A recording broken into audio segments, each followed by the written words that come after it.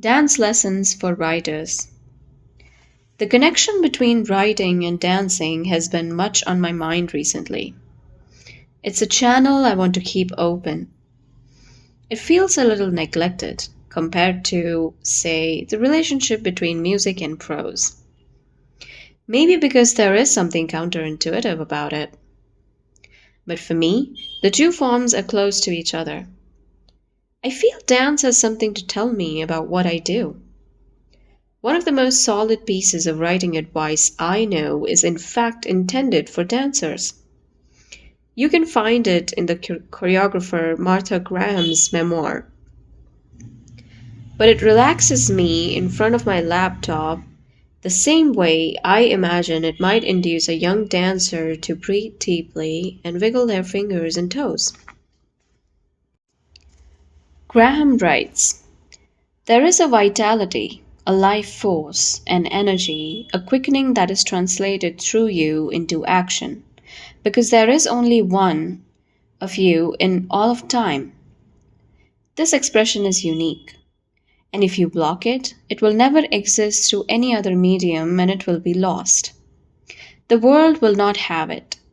It is not your business to determine how good it is, nor how valuable, nor how it compares with other expressions. It is your business to keep yours clearly and directly, to keep the channel open. What can an art of words take from an art that needs none? Yet I often think I've learned as much as watching dancers as I have from reading. Dance lessons for writers. Lessons of position, attitude, rhythm, and style, some of them obvious, some indirect. What follows are a few notes towards that idea. Fred Astaire and Gene Kelly. Fred Astaire represents the aristocracy when he dances, claimed Gene Kelly in old age, and I represent the proletariat. The distinction is immediately satisfying, though it is harder to say why. Tall, thin, and elegant versus muscular and athletic. Is that it? There's the obvious matter of the top hat and the tail versus t-shirt and slacks, but Fred sometimes wore t-shirts and slacks and was not actually that tall. He only stood as if he were, and when moving always appeared elevated to be skimming across whichever surface, the floor, the ceiling, the ice rink, a bandstand. Jean's center of gravity was far lower. He bends his knee. He hunkers down. Kelly is grounded, firmly planted, where Astaire is unearthed, free-floating. Likewise, the aristocrat and the proletariat have different relations to the ground beneath their feet. The first moving fluidly across the surface of the world, the second specifically tethered to a certain spot. A city block, a village, a factory, a stretch of fields. Sid Charisse claimed her husband always knew which of these dancers she'd been working with by looking at her body at the end of the day. Bruised everywhere, if it was Kelly. Not a blemish, if it was Astaire. Not only aloof when it came to the ground, Astaire was aloof when around other people's bodies. Through 15 years and 10 movies, it's hard to detect one movement of real sexual tension between Fred and his ginger. They have had great harmony but little heat. Now think of Kelly with Sid Charisse in the fantasy sequence of Singing in the Rain. Maybe this is one advantages of earthiness. Sex. When I write, I feel there's a usual choice to be made between the grounded and the floating. The ground I'm thinking of is as case in language as we meet it in its common sense mode. The language of the television, of the supermarket, of the advert, the newspaper, the government, the daily public conversation. Some writers like to walk this ground, recreate it, break bits of it off and use it to their advantage, whereas others barely recognize its essence. Nabokov, a literal aristocrat as well as an aesthetic one, barely ever put a toe upon it. His language is literary, far from what we think as of our shared linguistic home. One argument in defense of such literary language might be the way it admits its own artificiality. Common sense language, meanwhile, claims to be plain and natural, conversational, but is often as constructed as felt, dreaming up in ad agencies or in the heart of the government, sometimes both at the same time. Simultaneously sentimental and coercive. The People's Princess, The Big Society, Make America Great Again. Common sense language claims to lead its way from the way people naturally speak, but any writer who truly attends to the way people speak will soon find himself categorized as a distinctive stylist, or satirist, or experimentalist. Beckett was like this, and the American writer George Saunders is a good contemporary example. In dance, that example that comes to mind is Bill Bojangles Robinson's, whose thing was tapping up and down the stairs. What could be more normal, more folksy, more grounded, and everyday than tapping up and down some stairs? But his signature stage routine involved a staircase pressed right against another staircase, a stairway to itself, and so up and down he would tap up and down and up, entirely surreal, like an Esquire print come to life. Astaire is clearly not an experimental dancer like Tharp or Bosch, but he is surreal in the sense of surpassing the real. He is transcendent. When he dances, a question proposes itself. What if a body moved like this through the world? But it is not only a rhetorical, fantastical question, for no bodies move like Esther. No, we only move like him in our dreams. By contrast, I have seen French boys run up the steps of the High Lane in New York to take a photo of the view, their backsides working just like Gene Kelly's in On the Town. And I have seen black kids on the A train swaying around the pole on their way up the sliding windows. Kelly again hanging from that eternal lamppost. Kelly quoted the commonplace when he danced, and he reminds us in turn of the grace we do sometimes possess ourselves. He is the incarnation of our bodies in their youth, at their most fluid and powerful, or whenever our natural talents combine idly with our hard-earned skills. He is a demonstration of how the prosaic can turn poetic if we work hard enough. But Esther, when he dances, he has nothing to do with hard work, although we know from biographies that he worked very hard behind the scenes. He is poetry in motion. His movements are so removed from ours that he sets a limit on our own ambitions. Nobody hopes or expects to dance like Esther, just like nobody really expects to write like Nabokov. Harold Nicholas, Fair Nicholas. Writing like dancing is one of the arts available to people who have nothing. For 10 and sixpence, advises Virginia Woolf, one can buy paper enough to write all the plays of Shakespeare. The only absolutely necessary equipment in dance is your own body. Some of the greatest dancers have come from the lowliest backgrounds. With many black dancers, this has come with the complication of representing your race. You are on a stage in front of people and other people. What face will you show them? Will it be yourself, your best self, a representation, a symbol? The Nicholas brothers were not street kids. They were children of college-educated musicians, but they were never formally trained in dance. They trained by watching their parents and their parents performing the Chitlin circuit, as black vaudeville was then called. Later, when they entered the movies, their performances were usually filmed in such a way as to be non-essential to the story.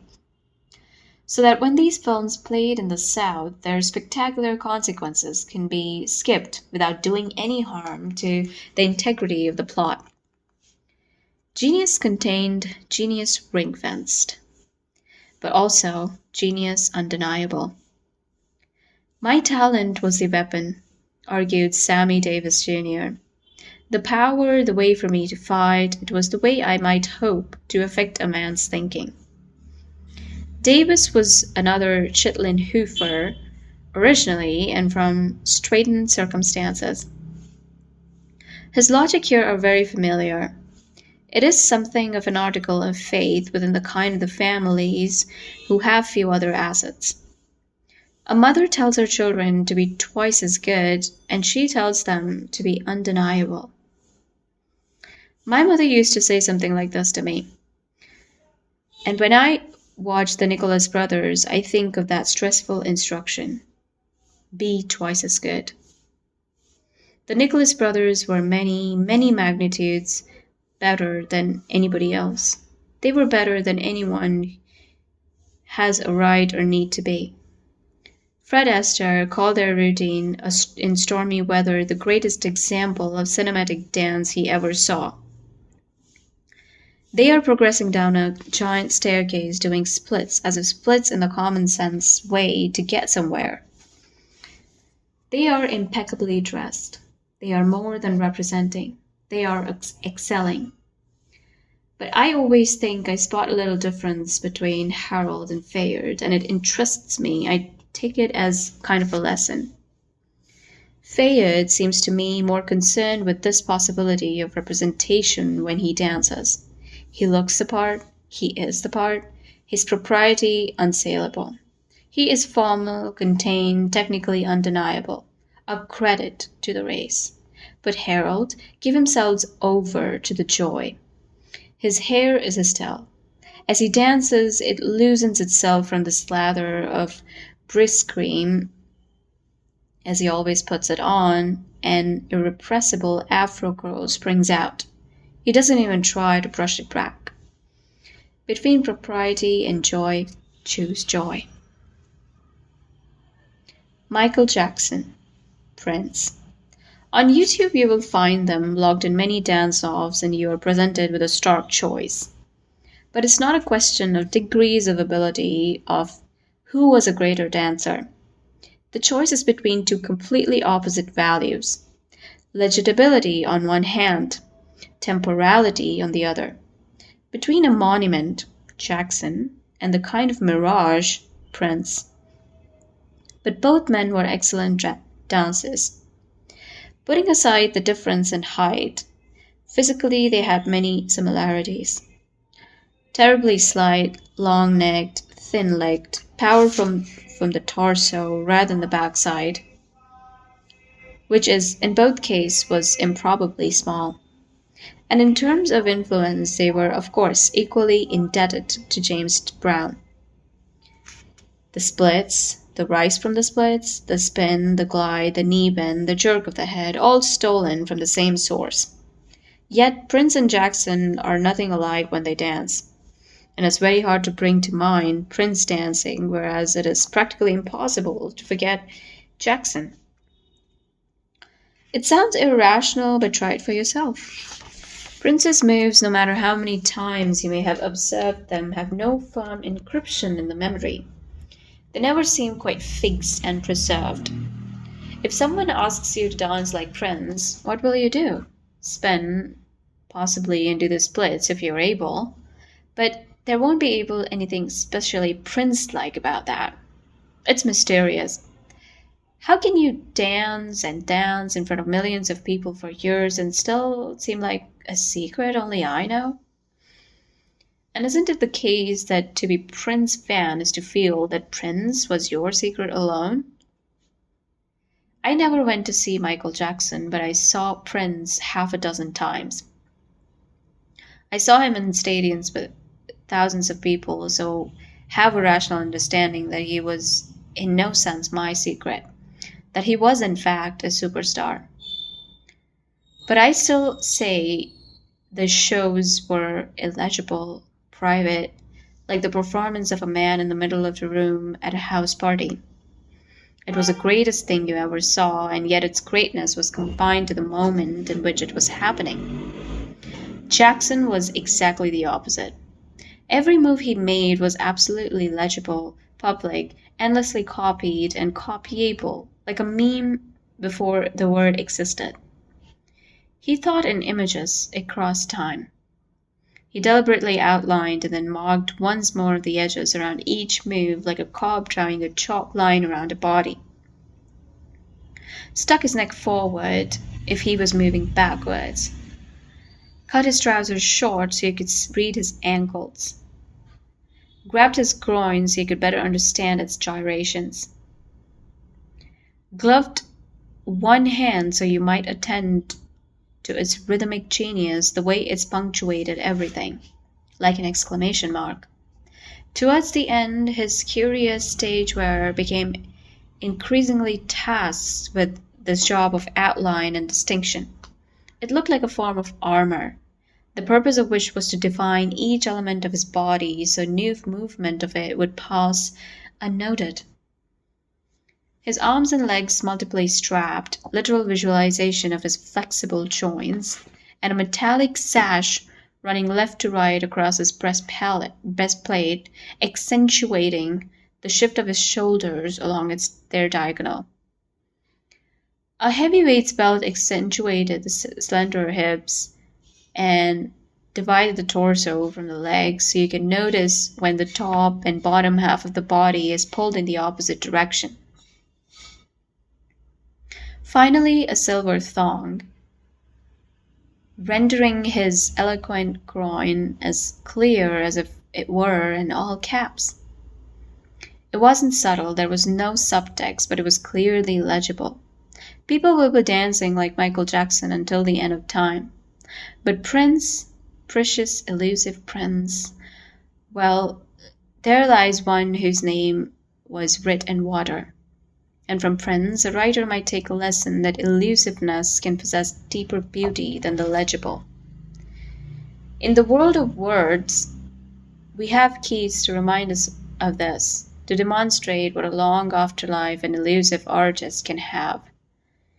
Even when placed beside a clearly drawn figure as Lord Byron, Prince represents the inspiration of the moment, like an ode composed to capture a passing sensation.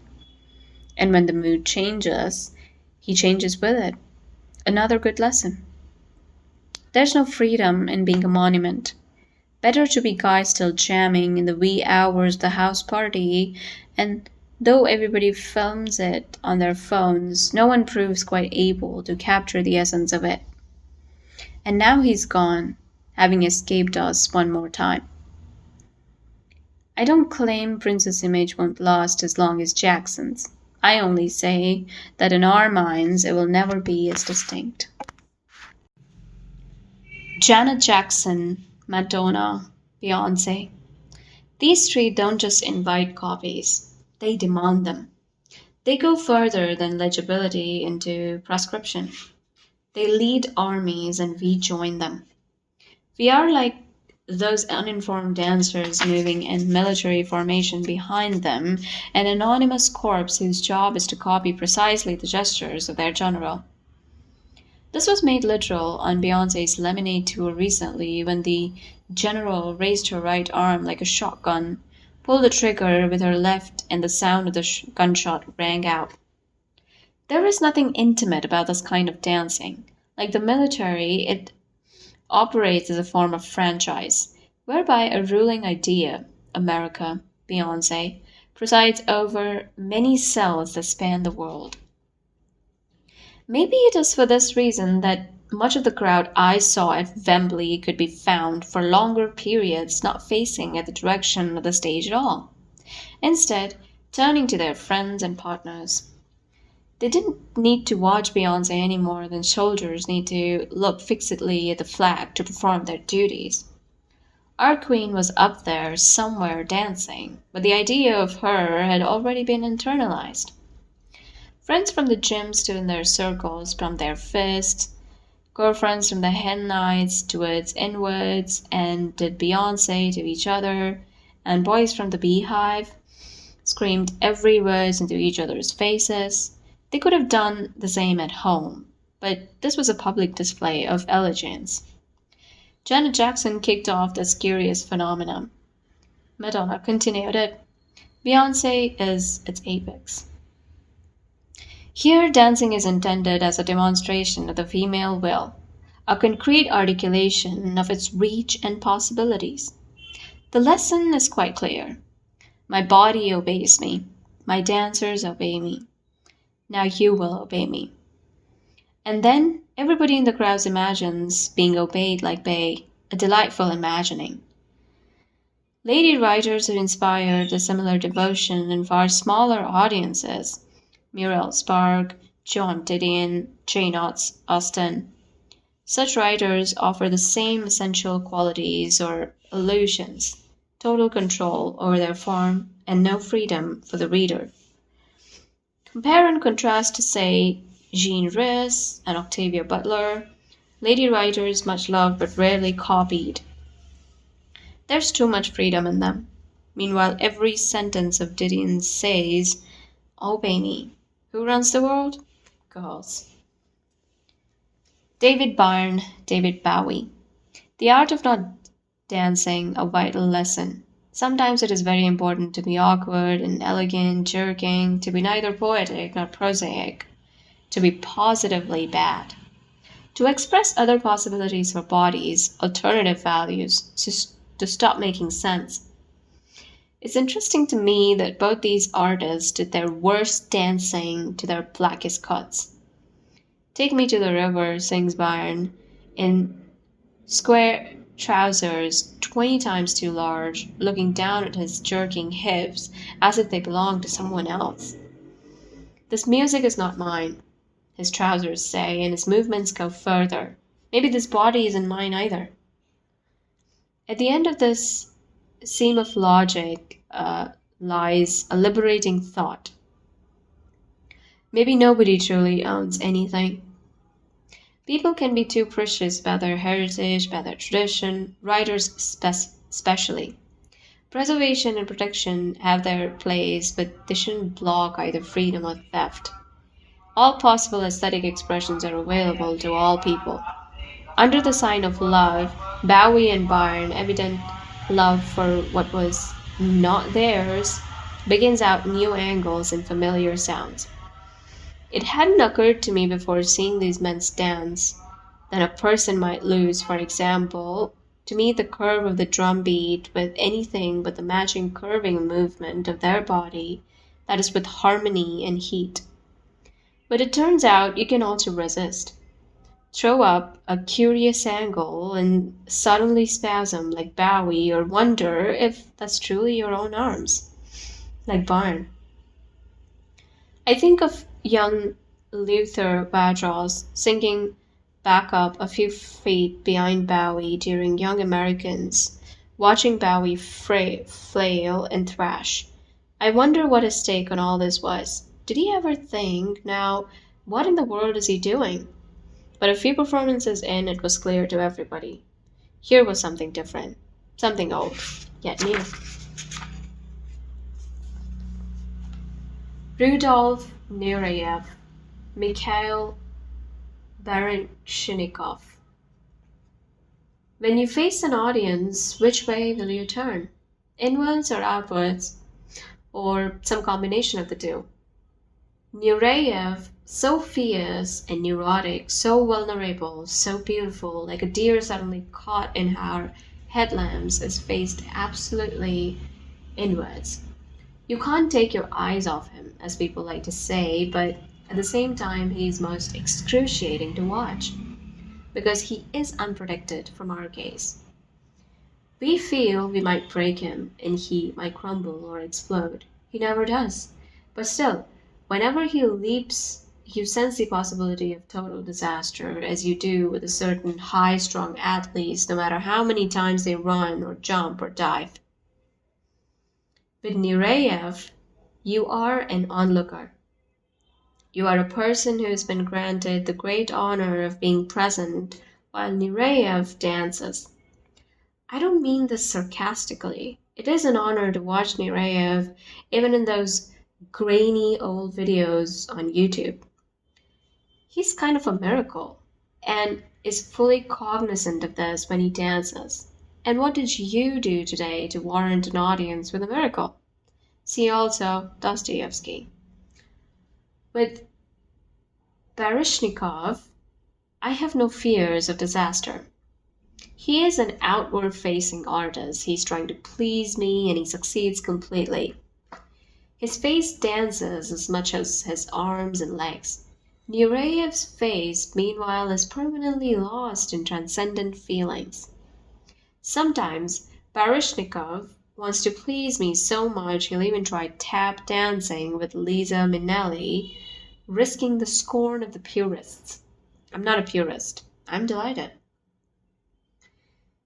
He is a charmer, an entertainer, he's comic, dramatic, cerebral, a clown, whatever you need him to be. Baryshnikov is both loving and loved. He has high and low modes, tough and soft poses, but he's always facing outwards, to us, his audience. See also Tolstoy. Once I met Baryshnikov over the New York dinner table. I was also starstruck I could hardly speak. Finally, I asked him, "Did you ever meet Fred Astaire?" He smiled. He said, "Yes, once, at a dinner." I was very starstruck. I hardly spoke. But I watched us dance all the time. They were like a lesson in themselves. So elegant.